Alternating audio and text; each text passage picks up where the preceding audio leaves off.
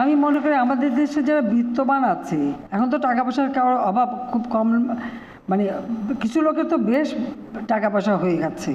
তাই বিত্তবানরা যদি এই ট্রাস্ট ফান্ডে অনুদান দেয়, অনেকে দিয়েছে এর মধ্যে, কিন্তু আরও যদি দেয় তাহলে আমি মনে করি যে আরও বেশি আমরা ব্যবহার করতে পারবো এই ফান্ডটা।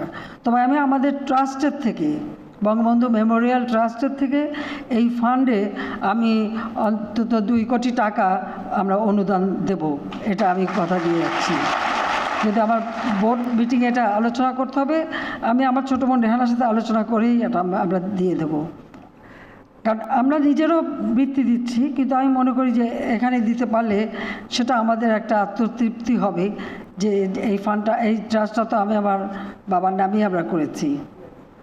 কাজে আমাদের এটাই ছিল যে আমরা চাই আমাদের কোনো জায়গা অনেক হীরার টুকরো ছড়িয়ে আছে, সেগুলি কুড়িয়ে আনা, এটাই আমাদের মূল উদ্দেশ্য।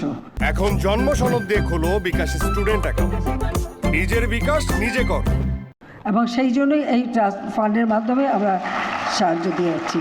আমাদের ছেলে মেয়েদের মাঝে যে মেধা রয়েছে, এতক্ষণ যাদের বক্তব্য শুনলাম, আমি সত্যি মানে মুগ্ধ হয়ে গেছি। এত জ্ঞান তো আমাদেরও নেই, সত্যি কথা বলতে কি, এত সুন্দর করে বোধহয় আমরা বক্তৃতা দিতে পারি না। এত সুন্দরভাবে মানে অনুভূতিটা ব্যক্ত করা এবং বিভিন্ন দিকটা তুলে ধরা, প্রত্যেকের বক্তৃতা কিন্তু ভিন্ন ভিন্ন দিকটা উঠে এসেছে।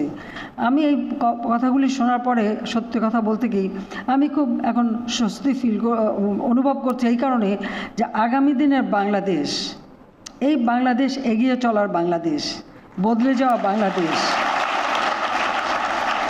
এই বাংলাদেশ নিয়ে আর দুশ্চিন্তার আমার কিছু নেই। কারণ এখন আমাদের এই ছোট্ট সোনামণিরাই নিয়ে যাবে এই বাংলাদেশকে স্মার্ট বাংলাদেশ গড়ে, ভবিষ্যতে পরিচালনাও তারা করবে।